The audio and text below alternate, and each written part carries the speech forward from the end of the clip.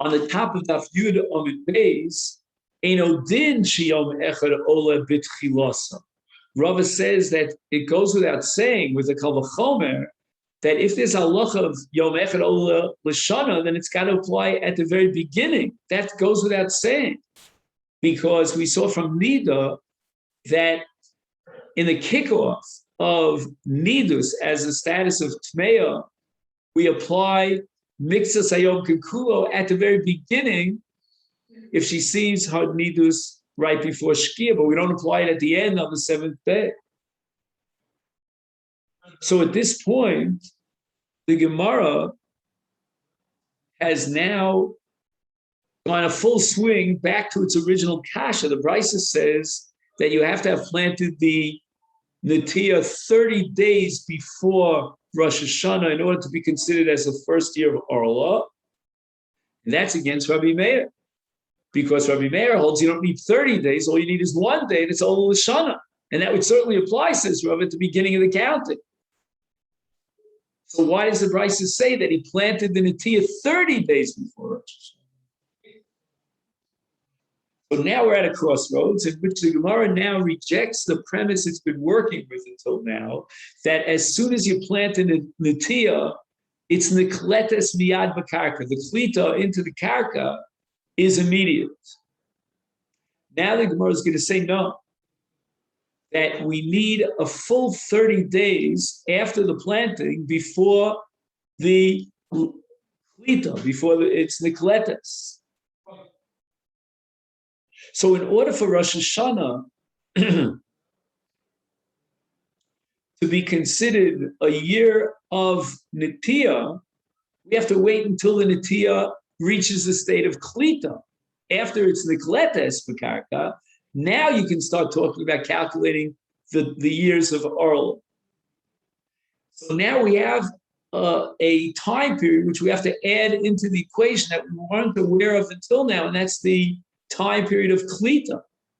From Netiya till Klita is a time period, and we don't have any sort of an Elon or a Netiya until after that Klita period is passed on.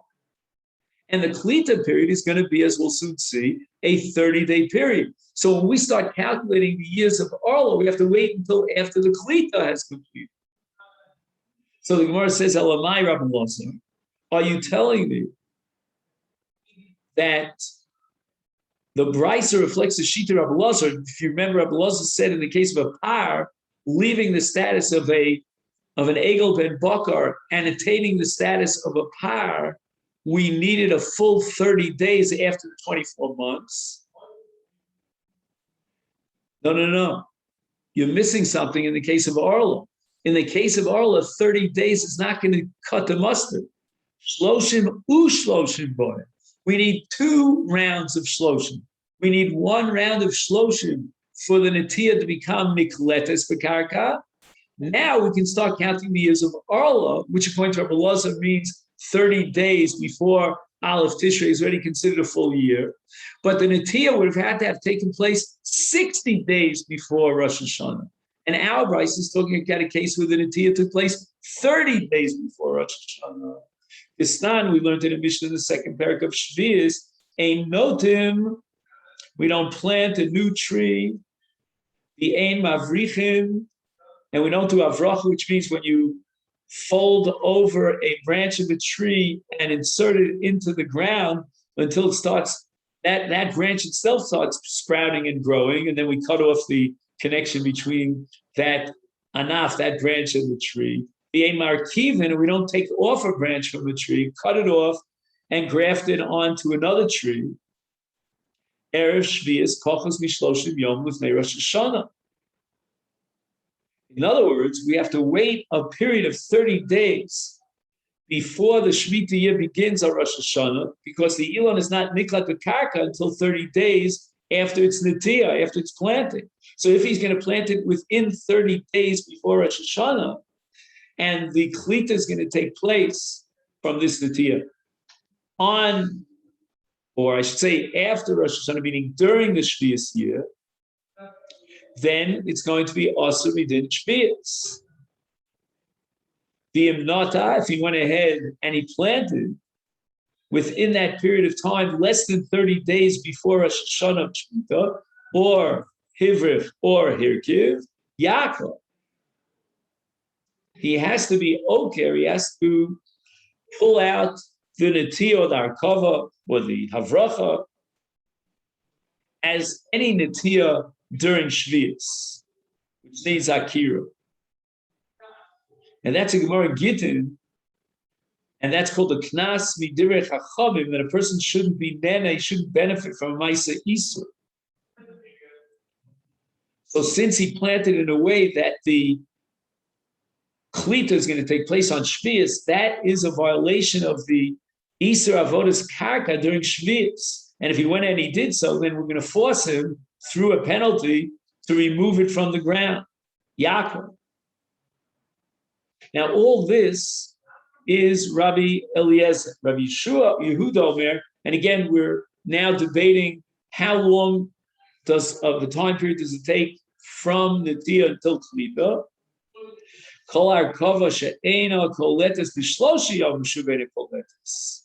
All you need is 3 days for Klita. So therefore, according to Rabbi Yehuda, you'd be allowed to be Noteah 3 days before Rosh Hashanah Shvius. Rabbi Yossi, Rabbi Shimon Omer, Shtei Shabbos. They require 2 weeks in order for there to be a Klitas Hanetiyah in the Karka. Yom Rav Nachman Omer Rabba Bar Avua L'Divrei Omer, according to Tanakama of this Mishnah in the second parak of Shvius, Shloshim, who says that you need for Klitas Hanetiyah a full 30 days, it's Tzarech Shloshim U Shloshim. You're going to have to double it. Why? Because you need 30 days of Tosefes Shvius. And even the 30 days before Rosh Hashanah, through the law of Tosefes Shvius, they have the dinim of Shemitah. So if you want to do a Netiyah that will be Nikletes before Shemitah, you have to do it a full 30 days before Tosefes Shvius, which is 60 days before Rosh Hashanah of Shemitah.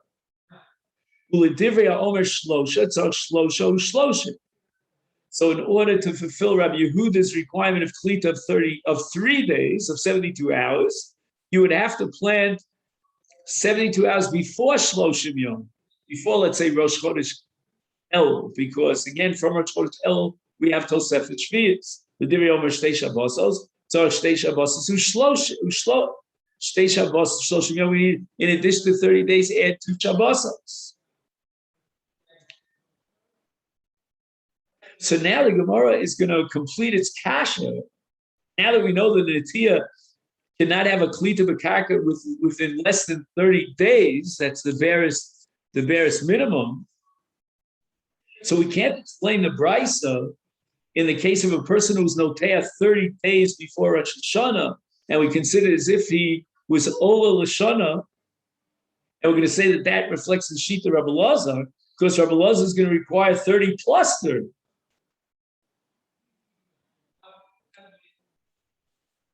Because again, you need a shana of Arla after you have already an Elon of Arla, but you need 30 days past the Netiyah in order to get, which we call Klita B'Karka, in order to have an Elon such that we can now calculate the 30 days, the 3 years for Arla. And we're willing to count 30 days as a 1 year according to Rabbi Lazar, that's fine, but only after it became a Netiyah that was Nikletis B'Karka. So you're going to have to add another 30 days, and the Brisa says he was Noteah 30 days before Rosh Hashanah. And even if you want to reconcile this Brisa with Rabbi Yehuda, you're in trouble, because then you need 33 days before Rosh Hashanah. So the Brisa doesn't fit it neither with Rabbi Meir, neither with Rabbi Lazar. According to Rabbi Meir, who holds Yom Echad Chashiv Shana, you would need 31 days before Rosh Hashanah to plant. And after that first day, let's say the last day of Chodesh Av, it's already considered Nikletis B'Karka. Now you wait 30, and now, I'm sorry, let's start again. You need 31 days for a Netiyah. Why? Because you're going to need 30 full days until it becomes Nikletis B'Karka, and then 1 day to consider it a full year. And according to Rabbi Lazar, we're going to need 60 days. The 30 days of Klita, and then the 30 days that are Ola Lishana. The Gemara answers, Eliolam, Rabbi Meir. We're going to square off this brisa where the Nati is 30 days before Rosh Hashanah with Rabbi Meir. The Chika Omar Shloshim the brisa says 30 and not 31. It means Shloshim Leklita. Okay, Shloshim Leklita, that's wonderful, but you need another day after Klita to be Ola Lishana. So you're going to need 31 days. Yihachi Shloshim V'echad Boy. And Gemara answers, Kosavar, Yom Shloshim Ola Lekan Ulekan. The 30th day of Klita is categorized under two different categories. It's number one, the completion of the Natiyah, meaning it's the day on which the Elon, the Natiyah, is Nikletes Bekarka, and that happens in the morning of the 30th day. And then that same 30th day, from dawn until dusk, is the first day of the new year of Arlem, which counts according to Rabbi Meir as a full year. Rabbi Yochanan, Ushneim, both Rabbi Meir and Rabbi Lazar, Mikra Echad Darshu. They both derived respectively their conclusions from the same pasuk in the Parsha of Mabul, of all places in the Torah, to teach me whether Yom Echad is Ola Lishana. Rabbi Meir learned it from the Mabul. Why? It says in the 8th chapter of Bereshis Vayehi, Ba'achas v'sheish me'os shana b'rishon v'echad l'chodesh karvu ha'mayim ala oretz. So we're talking now about 600 years plus going into the 601st year. When are we considered going into the 601st year? That's the Echad B'Chodesh. Or Rishon B'Echad B'Chodesh. Therefore, Meir Savar, Mida Akati Yom Echad Hu Di'ayel B'Shana, V'Kakari Le'Shana, Shmamina Yom Echad B'Shana Chashiv Shana. From the fact that the time period that's mentioned in this pasuk, he's only passed the 600-year period by one day, and nevertheless he calculates it as if has the 601st year. We must derive the conclusion, therefore, that the pasuk is considering one day as a minyan of shanim, as if it was a full year. He writes here in the note, Harei Enk Kosev Omer Shedover Zelia B'Shnas Hashesh Me'os V'Achas Elamor Shahaya V'Achas U'Sheish Me'os, that it is Man Sheminyan Hashonim Bo U'Sheish Me'os V'Achas. So the actual minyan Hashonim is 601 years, even though it only went into one day past the 600th year. We derive from this as Rabbi Yom Echad B'Shana Chashiv Idach. What about Rabbi Lazar, who holds that you need 30 days to be considered a year? How will he deal with the proof and counter-argue against Rabbi Meir? Iksiv, I would agree with you, says Rabbi Lazar, if the pasuk would have said V'sheish me'os v'achas shana. So if you notice the sequence in the pasuk, it doesn't say V'sheish me'os v'achas. The word v'achas comes before the v'sheish me'os.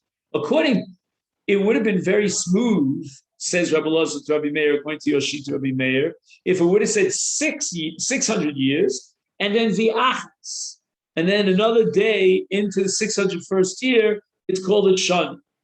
Then Kidduka Amrit, hands down, you're the victor.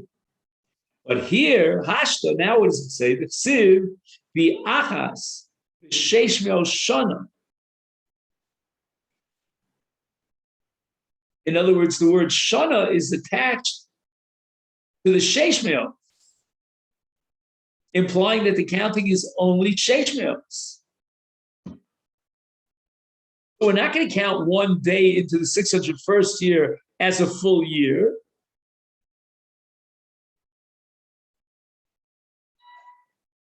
So then, what does the pasuk mean when it says shana? It means Sheish Me'os Kai, because the pasuk says Sheish Me'os Shana. You want to know year? The year is 600. Umay, and what does it mean? Achas, right? It says Vayhi bi Achas Sheish Me'os. Aschalta the Achas come. It doesn't mean that Achas is considered like a full year, but rather that's the beginning of the next year. So Rabbi Elazar's argument is about the sequence of the words in the pasuk. And if it would have said Sheish Me'os Shana and then the Achas, then Rabbi Elazar would agree hands down that we're going from Sheish Me'os into the 601st year, and all you need is one day. And Yom Echad is Chashuv Kishana. But since it says first, it says Sheish Me'os, it says Achas, and then it says Sheish Me'os Shana. So obviously we're talking about Sheish Me'os Shana and nothing more than Sheish Me'os Shana. The Achas means he's begun the 601st year, but he has to go way beyond. So now, once Rabbi Elazar rejects this Yalfus of Rabbi Meir, now we have to ask, well, how does he come up with 30 days?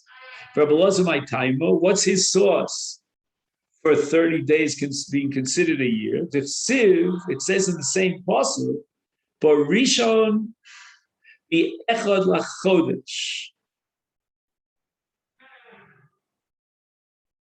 So now we're talking about months.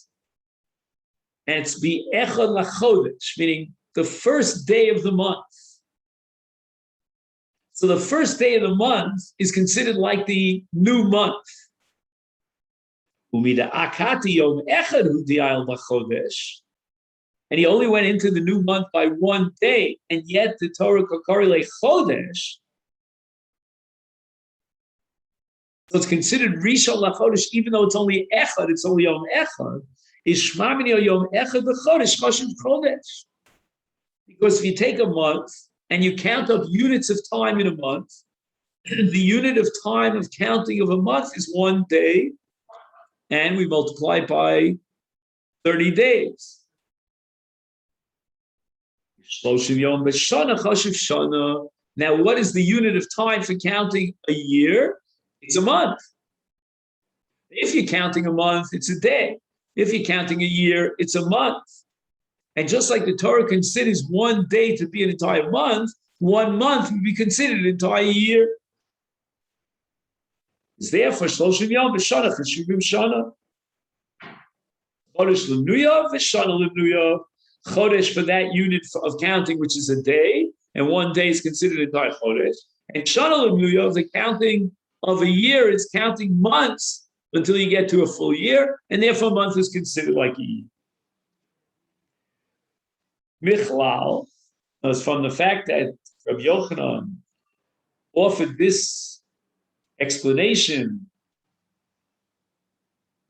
which he assumed is both Rabbi Elazar and Rabbi Meir, according to Rabbi Yochanan, derived from the Rishon B'Echad L'Chodesh, that the beginning of the year is at that time is Michlal. We could derive from this the Travayu Sphirale, that both Rabbi Elazar and Rabbi Meir hold the Nisa Nivra Olam, that the first of Nisan is the beginning, the kickoff of a new year for counting the years of the world. So the first year is Nisan, the first month of the year is Nisan,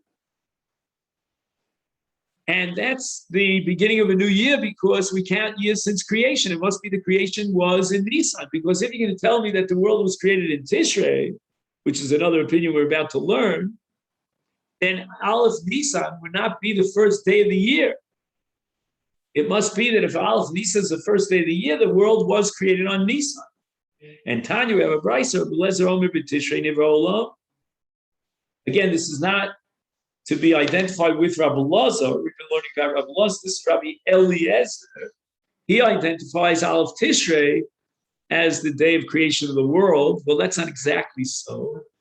Aleph Tishrei is the creation of man, But anyway, the creation, the process of creation completed itself in Tishrei, and a lot of things happened in Tishrei. But Tishrei noldu avos. Now that can't be true for Yitzchak, because Yitzchak was born Pesach. But Avram and Yaakov were born on Aleph Tishrei. But Tishrei mesu avos. Avram and Yaakov died in Tishrei. That's going to be based on a Gemara later on in Daf Yud Aleph, that Avram Avinu and Yitzchak Avinu noldu b'Tishrei u'meisu b'Tishrei. Yitzchak was born in Pesach.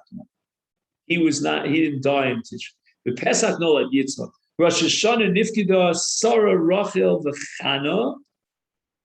This is called Ba Zikaron Lefanai, that Hashem remembered, so to speak, Sarah Rachel and Chana, and declared that they would become pregnant in the following year. That took place on Rosh Hashana. But Rosh Hashana Yotze Yosef Mibeis Hasurim. Yosef got out of jail, and here on top of Yud Aleph, Rosh Hashana Batla Avoda Mi'avoseinu B'Mitzrayim.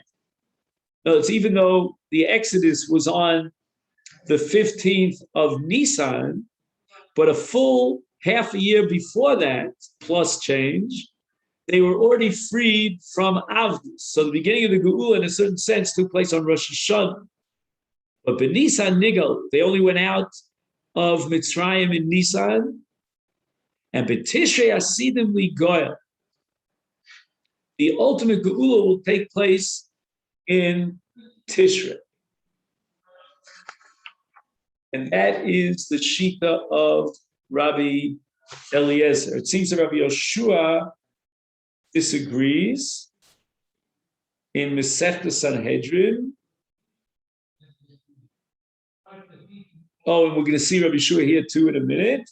He holds that the Geula will take place in Nisan. And the commentaries point out that both, according to Rabbi Eliezer and Rabbi Yeshua, could be that the Geula can take place earlier than either Nisan or Tishrei. And that's based on the Gemara in Sanhedrin, the Ita Achishena, Pasuk in Yeshaya, that Im Hayu Zakoyim, Tova Geula Miyad, even Kodem Zman HaKavua.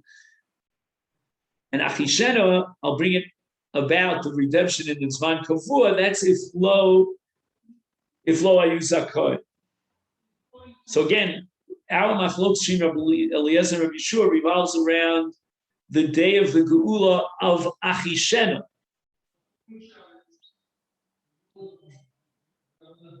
I'm sorry, of Be'ita. I got this.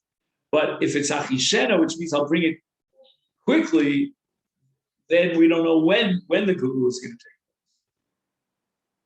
take place. Rabbi Yeshua Omer B'Nisan Nivra Olam B'Nisan Noldu Avos. Wow. We said, according to Rabbi Eliezer, that B'Tishrei Noldu Avos. According to Rabbi Yeshua, everything takes place in Nisan.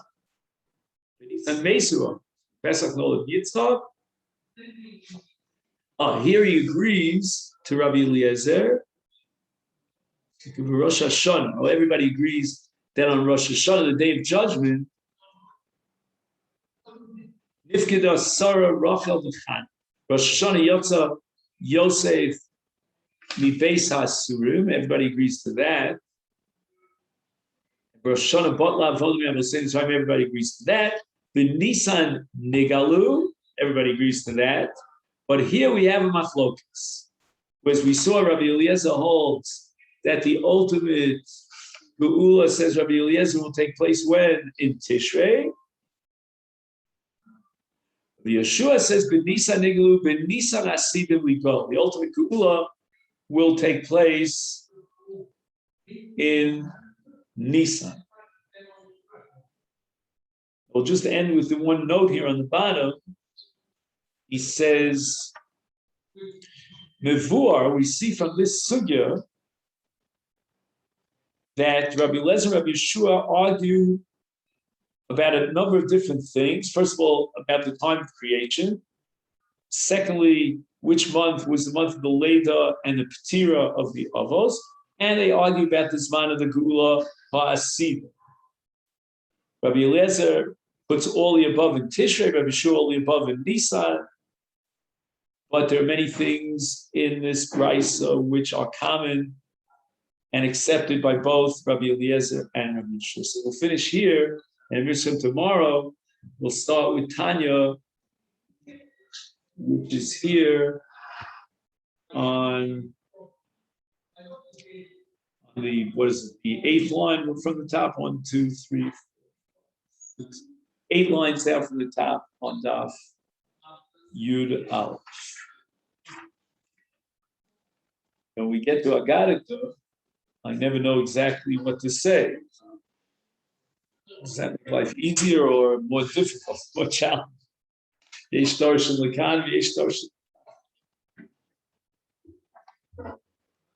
Have a great day.